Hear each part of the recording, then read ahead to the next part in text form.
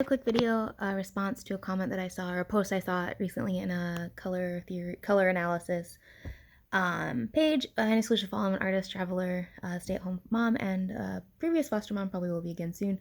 And a lot of what I do is social change through cultural art. This is about my style journey and what I've been learning as far as that goes. So first of all, I agree. There are definitely inherent biases within the color and style worlds. The 4 seasons or 4 or 12 seasons color system is very flawed in that it does leave out. Oh man, without drawing it out and explaining it visually, it's kind of tricky. But there are 3 elements of color: the brightness, the amount of pigment in it. So clear versus muted or soft, deep versus light, and then the chroma, which is like the red, yellow, blue, the color terms that we are familiar with. And in the color seasons, each of the seasons, there's 4 main seasons, right? It's just like in the year in the US, anyways. There are 4 different seasons, and each season uses 2 of those and makes the third an assumption based on what is common. I am a deep or medium soft, and cool. And so, the hue goes with the color, warmer coolness. The hue, which is the colored name, goes with the warmer cool aspect of it. So I am, and so those things don't fall into a color season. I'm deep winter, some of my best colors, but then I'm soft as well because I'm not I'm soft. So there you go. But also in addition to that, I'm olive, and so deep winter is my closest color season. But then also some of the summer colors, at least summer colors would work.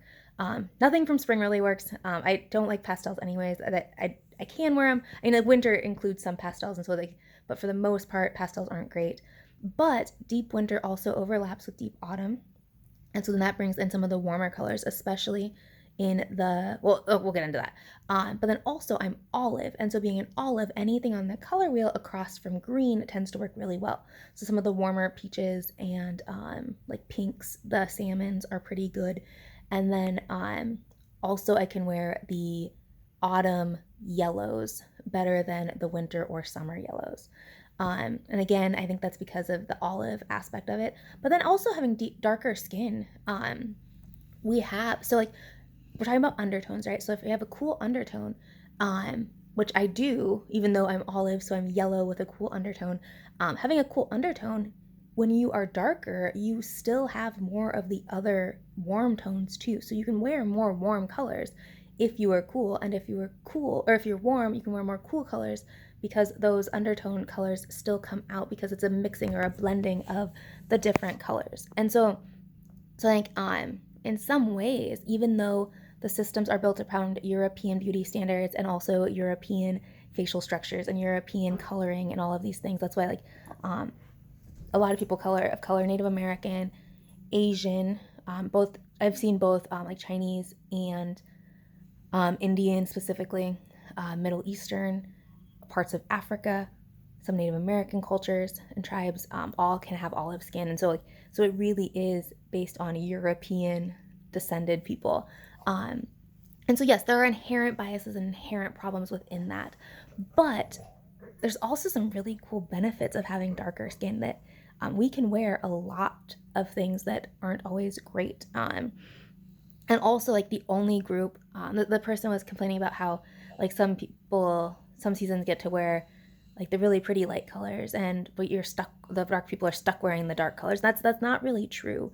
Within each season there are, actually let me go grab my palette for winter. Within each season there are a variety of values and depths of colors. And that, I guess it's still, so these are some of the winter colors. And like I said, I'm not a perfect winter, but you can also, let me see if I can find, so like there are some lighter colors. They look really bright in this lighting. But there are some lighter colors, right? It's not all dark and dingy like the post was saying. And so I think there's that element of it. And also you can wear whatever you want to wear, but the only group that like looks good in black is deep winter, which is a lot of people of color, I should say African American people fall into that. But also it's not, I don't know, I guess it's not like being worried about being deep autumn or deep winter is like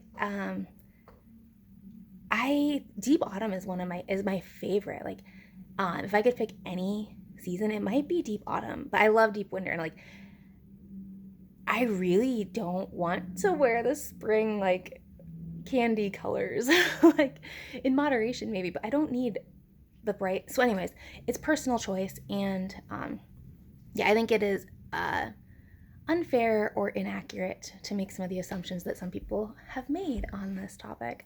This isn't just specific to the one comment, but it's things that you see over and over again.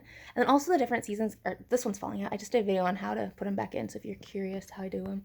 Anyways, yeah, there's lots of different stereotypes and assumptions and opinions and that type of thing. But yeah, if you hate your season and you hate the colors that make your face shine and like make you look more brilliant or bright or make your skin look more flawless, then don't wear them.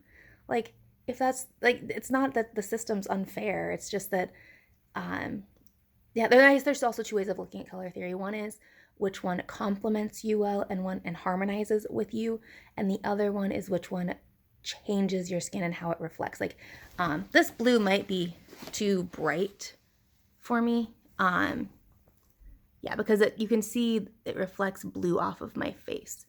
A little bit, not terrible, not as much as I thought it would. But there are peach colors that make me look like I have blush on or lipstick on, and those colors, and there's deep reds too that do that. So like those colors, they're gonna make you shine. And so you can choose. If you don't like them, then don't wear them. But if you like the effect they have on you, knowing that and being aware of it is a really beautiful thing. And then the last thing in that, being offended about or like bothered by the idea of people not wanting to do it online, the reasons you don't necessarily want to do it online is because cameras adjust to the lighting, adjust to the changes, they color correct, right? So if your photos all are color corrected, then you can't see it online. It's not that people are opposed online and need it to be expensive. Like, that's not what it is. It's not a privilege class thing. It is the science of how cameras work and the science of how our computer screens work. And then also, if you're looking for the harmony, you can do like a color block edit thing and you can see the harmony. You can see which ones harmonize with your face. But it is really difficult to see which ones reflect and change your face, change your colors, change the bags under your eyes, like there's certain gray colors that give me a mustache. Like I said, there's certain colors that make me look like I'm wearing blush and lipstick. Like, it's really hard to see those things in a camera because the camera is color correcting. So it has nothing to do with nothing to do with like anything offensive or bad or inherently wrong within the system.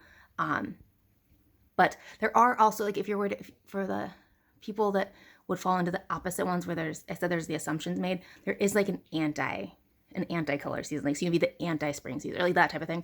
I never got into that. I think understanding like your color style, that type of theory where it is based on the way that the three elements of color, the Munsell chart of color wheel, those systems I think work well because that's the basic science of color regardless of what field you're in. So anyways, hope that's helpful. Goodbye.